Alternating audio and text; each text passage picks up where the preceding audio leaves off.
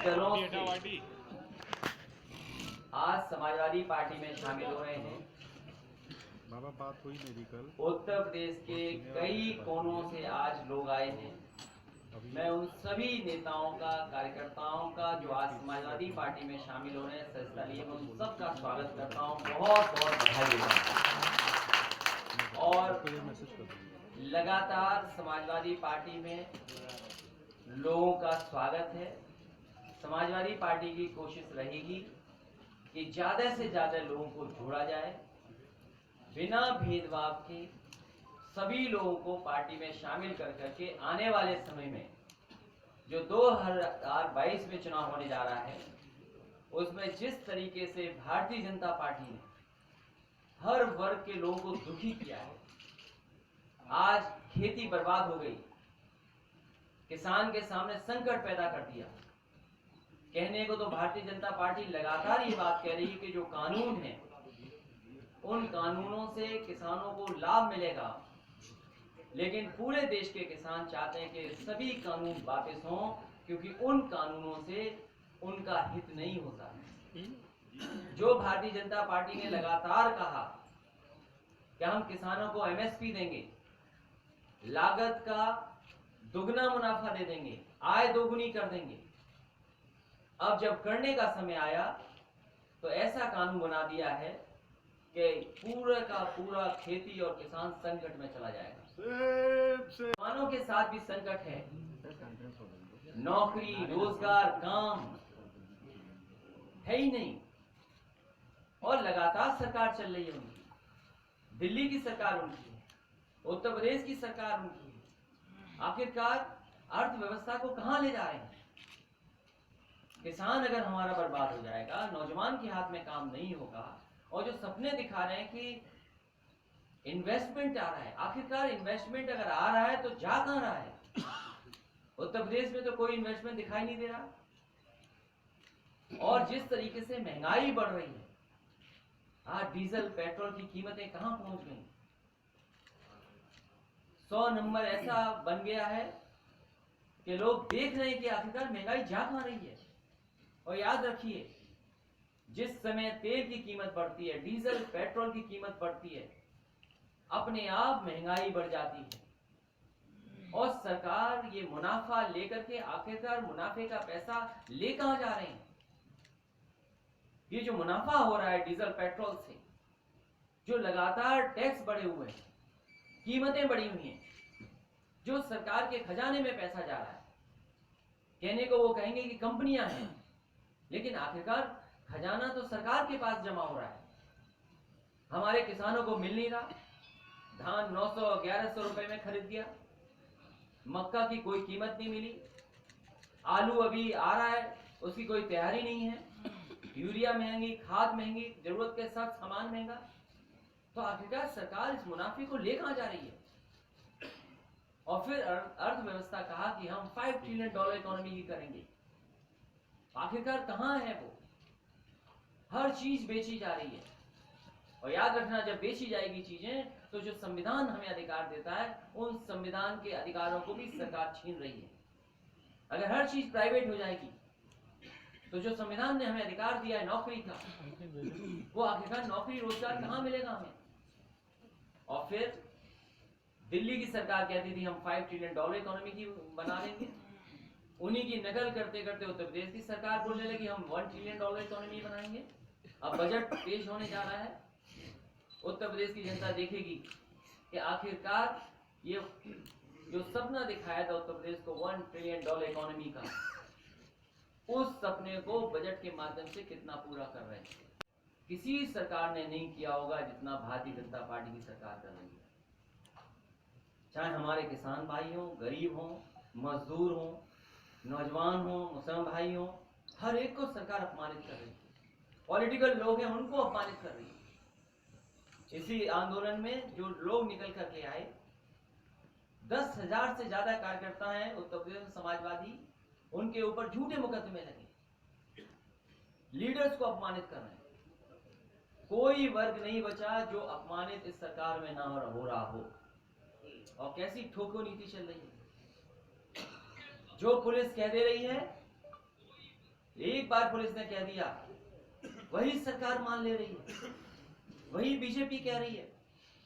क्या हाथरस में क्या नहीं हुआ, बदायूं में एक मां के साथ क्या नहीं हुआ।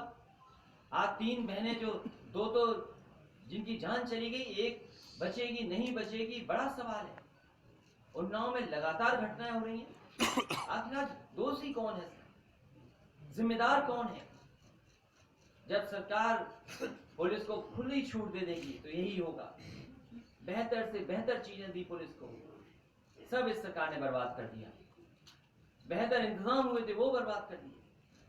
इसलिए मैं सभी जो समाजवादी पार्टी में आज शामिल हो, तो सरकार चिन्हित कर करके अन्याय भी कर रही है, अपमानित भी कर रही है लोगों को। और ये पहले दिन से हो रहा है सरकार में, क्योंकि जिस तरीके से पूरे उत्तर प्रदेश में सरकार बनते ही फेक इनकाउंटर का सिलसिला शुरू हुआ था। कौन नहीं जानता, बुलंदशहर में घटना हुई, नोएडा में इनकाउंटर का जो एडमिट था वो भाग गया छोड़ करके। और देखिए यूपी पुलिस की निशाना देखिए कहां लगता है केवल। और फिर उस सरकार के मुख्यमंत्री जिनके ऊपर मुकदमे थे, कोई आप में बैठा हुआ पत्रकार साथी कह सकता है कि नहीं थे मुकदमे? क्या उम्मीद करोगे आप इस सरकार से? एमओयू का एमओयू करती है, एक कदम और आगे चले गए हैं। सरकार ऐसी है जो उद्घाटन का उद्घाटन करती है, शिलान्यास का शिलान्यास करती है, एमओयू का एमओयू कर रही है। अरे कम से कम अपने एमओयू तो उठाते जो खुद ने एमओयू किए। 4 लाख करोड़ 5 लाख करोड़, आखिरकार कहाँ है वो पैसा? क्या जमीन पे पहुंचा वो पैसा जो इन्वेस्टमेंट के वादे किए गए थे? बड़ा बड़ा डिफेंस कॉरिडोर के लिए न जाने कैसे कैसे हवाई जहाज हेलीकॉप्टर इसी लखनऊ में गोमती के किनारे लाए गए थे। जब जरूरत थी भारतीय जनता पार्टी को अपने आप को शोकेस करने के लिए, तो गोमती का नजारा क्या बनाया था? आपसे किसी से छिपा नहीं है। क्या नजारा बनाया था? झूठा फंसाना, झूठे मुकदमे लगाना, संस्थाओं को पीछे छोड़ देना। ये तो कांग्रेस पार्टी को भी पीछे छोड़ दिए। का उद्घाटन, शिलान्यास का शिलान्यास, एमओयू का एमओयू। और फिर तो अगर हम तारीख सही निकालें तो जनवरी के महीने में चुनाव घोषित हो जाएंगे। बरसात का महीना निकाल दो, चुनाव के 2-3 महीने निकाल दो, तो कितने दिन बचे? 2 महीने पंचायत में चले जाएंगे, तो क्या बचा है समय? तो ऐसे समय जो सरकार जा रही हो वो कितना इन्वेस्टमेंट ले पाएगी? और फिर माहौल कैसे है? कोई भी किसी को ठोक दे रहा है। इस माहौल में क्या कोई आएगा इन्वेस्टमेंट करने? जिस प्रदेश में बेटियां सुरक्षित नहीं हो, मां सुरक्षित नहीं हो, हाथरस जैसी घटना हो गई हो, रात में बेटी को जला दिया हो, उस प्रदेश में कोई आएगा? और फिर ये जो एमओयू हो रहे हैं ये केवल दिखावा है। ये समाजवादी साथी तो है ही है, लेकिन ये सब किसान हैं। यहाँ जितने बैठे हैं समाजवादी साथी और उत्तर प्रदेश में जितने हैं सब खेत और किसान हैं सब। हम किसान भी हैं, हम समाजवादी भी हैं, तो खेतीबाड़ी हमें भी है। लेकिन जिस तरीके से आंदोलन समाजवादी पार्टी ने जनता के बीच में ले जाने का काम किया, लगातार समाजवादी पार्टी किसानों के सवाल पर इस सरकार को घेरती रहेगी। मुझे खुशी है इस बात की, उन्हें अपमान का सामना करना पड़ा। क्या आप सोच सकते हैं कि एक एमएलसी पर और इस तरह का व्यवहार हो? वो इसलिए कि केवल वो किसानों की बात रख रहा हो? क्या इस तरीके से अपमानित होगा कोई? और सदन के सामने जब सदन चल रहा होता, अरे किसान का प्रतीक है, किसान की का ट्रैक्टर है, क्या झगड़ा है ट्रैक्टर से आपको? और 4 साल में लगातार विपक्ष इसी तरह ढूंढ रहा है। आपके जो आंकड़े हैं हत्या के, लूट के, बेटियों के, माओं के साथ जो घटनाएं हो रही हैं, उत्तर प्रदेश सबसे आगे दिखाई दे रहा है। क्या ये विपक्ष के आंकड़े हैं? आज जो घटनाएं हो रही हैं, लखनऊ जैसी जगह में हत्या हो जाए, चोरी डकैती हो जाए, या जौनपुर की मैंने घटना बताई आपको, कस्टोडियल डेथ। और केवल ये पहली जौनपुर की घटना नहीं है।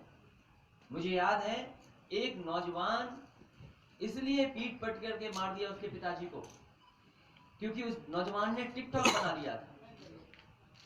उसे पकड़ लिया, उसके पिताजी से पैसा मांगा पुलिस ने। समाजवादी पार्टी खड़ी हो गई, पुलिस को जेल जाना पड़ा। आप पता करिए, कोई एक दिन का ही आचरण पुलिस का। लगा दिया है, ये कहा है कि जो उन्हें निमंत्रण देगा उसको 100 लोगों को खाना खिलाना होगा। ये तो भारतीय जनता पार्टी की परेशानी है, वो समझे अपनी परेशानी कैसे दूर करेंगे। वो एमएसपी जो वादा किया था जनता से, किसान से, हम सब किसान हैं, जितने बैठे लोग किसान हैं, सब हमारे सबके पास खेती है। हम ये कहते हैं कि जो भारतीय जनता पार्टी ने वादा किया था किसानों की आय दोगुनी करने का, वो आय दोगुनी कब होगी? ये जो इंफ्रास्ट्रक्चर देने की बात कही गई थी कि मंडियों को इंफ्रास्ट्रक्चर में जोड़ेंगे, अच्छी मंडियां बनाएंगे, मैं उनसे जानना चाहता हूं, उत्तर प्रदेश में समाजवादी सरकार में जितनी भी मंडियां बनी थी, आखिरकार मंडियों का काम क्यों रोक दिया गया, या मंडियां क्यों नहीं शुरू की गई हैं? आप बुंदेलखंड की जितनी भी मंडियां बनी थी वो सब बंद पड़ी हैं, वहां काम नहीं हो रहा। जितनी भी मंडियां एक्सप्रेसवे के किनारे बननी थी, मलियाबाद की आम की मंडी, उसका काम रोक दिया।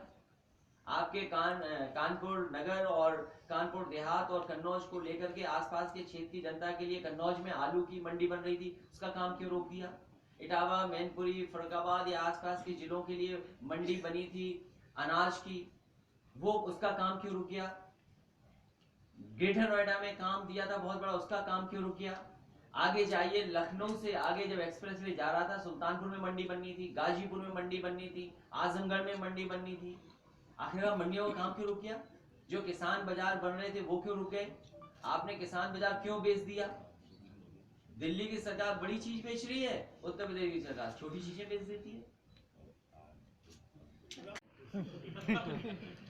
कौन था? किसान, गन्ना किसानों का भी मुद्दा है, उनकी जो पर्ची आ रही है उसमें सब पे 0-0 लिख के आ रहा, काफी परेशान है। ये किसान का गन्ने का सवाल बहुत बड़ा है। सरकार ये कहती है लगातार कि हम 1 लाख से ज्यादा 15,000 करोड़ या कभी 20,000 करोड़ रुपए हम पेमेंट कर चुके हैं, लेकिन सरकार ये बताए आखिरकार गन्ने का बकाया कितना है। आज भी उत्तर प्रदेश के किसानों का गन्ने का पैसा बकाया है, ये सरकार स्वीकार नहीं कर रही है, और उसमें भी आप लोग सहयोग करिए। नवलजी, सरकार ने धोखा दिया जनता को, धोखा देती रहेगी। नाम अच्छा आएगा और 2022 में उससे कई गुना शानदार परिणाम आएगा।